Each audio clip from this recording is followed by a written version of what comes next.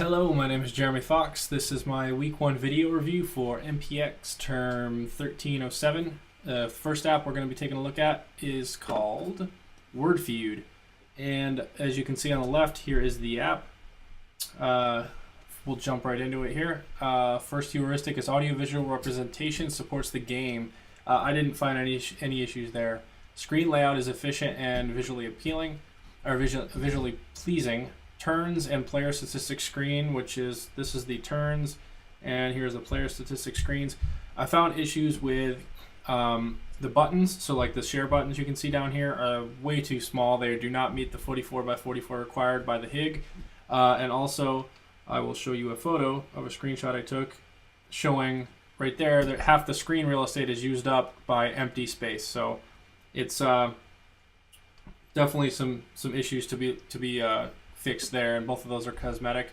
Device UI and game UI are used for their own purpose on the board screen. The game UI, such as play, shuffle, and buttons, don't appear to be a part of the game. I would say get rid of the toolbar at the bottom and build a custom view to make it feel more a part of the game. And that's also a cosmetic issue. Indicators are visible on the turns screen right here. Stats button at the top is not intuitive. Add text to the button. Maybe put stats in the button, but it's the button in the middle between the little gear and the plus icon. That one right there. There's no way anybody's ever going to know what that means, stats. It just looks like a squiggly line. Some people may not ever click on it because they don't know what it's going to do. This is cosmetic. The player understands the terminology. I didn't find any issues there. Navigation is consistent, logical, and minimalist on the turns screen, which you're looking at. Add a visual indicator letting the user know to tap on a game cell to open the game. Currently there is nothing visual. There's no UI indicator to let you know that when you tap this cell it's going to open the game. Typically you would have a detailed disclosure indicator to the right letting you know when you tap it it's going to do something. Control keys are consistent and follow standard conventions. I didn't see any issues there. Game controls are convenient and flexible on the board screen, which is what you're looking at. There's no way to conveniently pass your turn if it's your turn and you currently have letters on the board. Instead of making users remove all their letters from the board before passing their turn, always offer this as an option. So down on the bottom, if we add letters to the board here, you can see there is no more pass option. I get play, clear, and menu. I either have to drag them all off before I get pass again, or I have to hit clear before I can pass again. So some users, if they're not paying attention, may not ever notice the pass button. If if this is their first time in and they've got letters on the board, they may take a while to figure that out. So I put that as a minor issue. The game gives feedback on the player's action.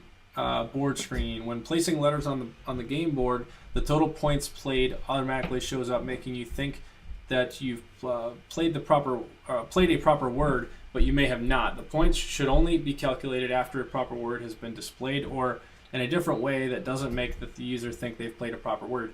So what I mean by this is you can see VTTI is not a proper word, but it's still showing me the points. So obviously all its purpose is to show me the total points for the letters that I've put together, but I think that could be done better. I think either one, you could just not show the points until you have a proper word because they don't mean anything until you have a proper word, or two, maybe make the color of the little circle that the number is in red and then turn green when you have a proper word.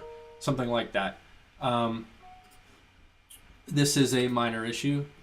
Player does not have to memorize things unnecessarily. I did not have to do any memorizing unnecessarily, so I gave that no issue.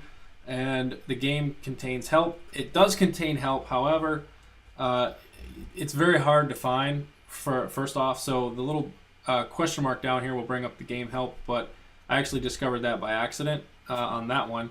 And then on the settings screen you can get to the help here, but both are kind of buried. And also on the help screen it's all very just black and white, all a bunch of text. There's absolutely no screenshots or pictures to kind of help you give a visual of what's going on in the game. So I didn't really think that help screen is doing much at all. So that is WordFeud, and the overall score would be a 11. So the game is definitely playable. I just think there's some cosmetic and a few minor issues that can be taken care of to make it even better. The next game is called Ant City, and I have the free version, so the one I'm actually playing is Ant City Free. This is the game here. Let's see if I can rotate this window.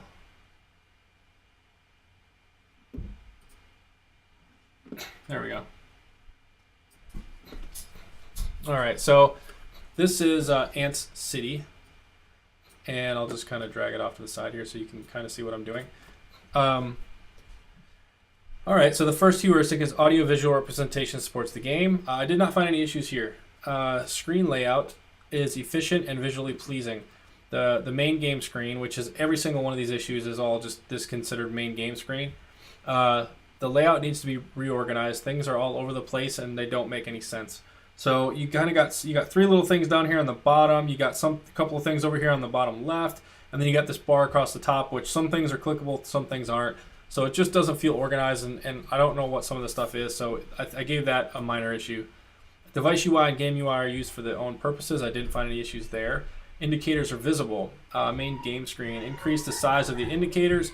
They are way too small.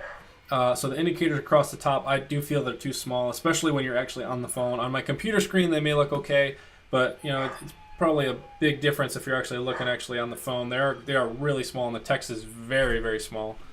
Let's see. So I gave that a cosmetic issue.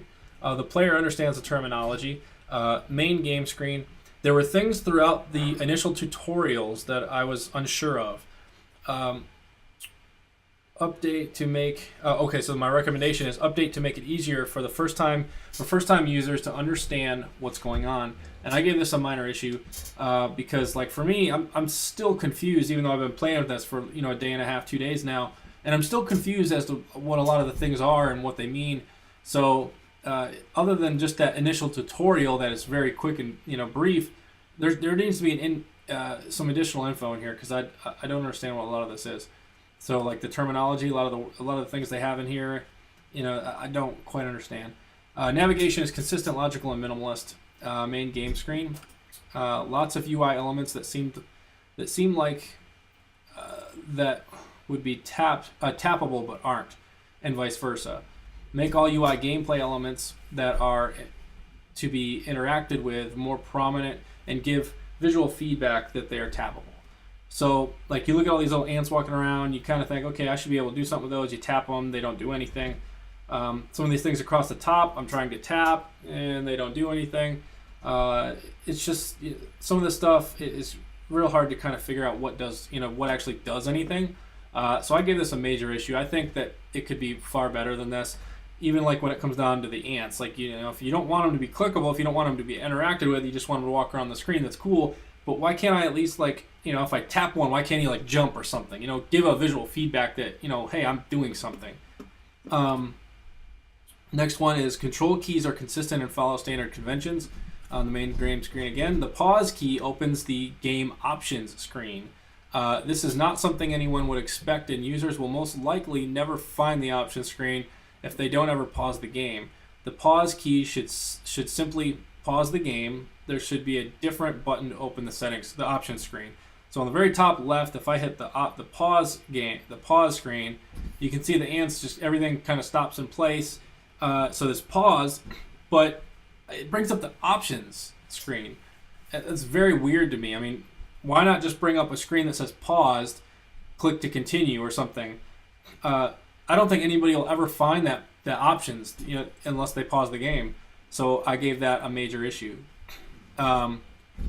Let's see. Game controls are convenient and flexible. I do believe that they are convenient and flexible. They're right there where I can tap my finger. If I'm holding the game typically like this, I have my thumb pressable. The button's pressable here, so they are convenient. The game gives feedback on the player's actions. On the main game screen, users can tap on and around the ants, but there is no feedback. There should be some sort of feedback, even if it's small, like having them jump. Like I said, it would add a lot to the gameplay, feeling like you can actually interact with the ants. And I gave it a cosmetic issue.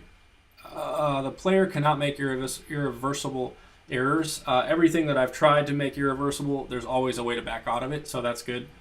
The player does not have to memorize things unnecessarily. On the main game screen, after you've passed the initial tutorial, if you forget what each enhancement, food item, store, etc., does, there is no way to find out later. You must remember everything from the tutorial or you will be lost, like I was. So I gave this a major issue. Let's see, last we have the game contains help, main game screen. Once you've completed the initial tutorial, there is no additional help. If you didn't understand everything from the tutorial, there is no way to go. There's no way for you to get any extra help. You must figure things out on your own. I personally found this game very confusing and would have liked to view a help screen, but one does not exist that I could find. Provide a help screen for users who need additional help, and I gave this a imperative score, because I feel like, personally, I still don't understand what's going on with this game, even though I've been playing it for a couple days, and it's very confusing, and I'm gonna need a help screen in order to be able to get through this. So the total score is a 19. We're in the yellow here, and so we definitely have some issues that need to be addressed in this game. It's playable, but with some of these issues, like for me, it's almost getting to the point where it's not playable. I mean, I can place things on the map and do that stuff, but I don't really know what I'm doing in a help screen. And some of the other things that I mentioned could be of huge value to the game. So that is Ant City. All right, that will wrap up the video for this week. Thank you for watching.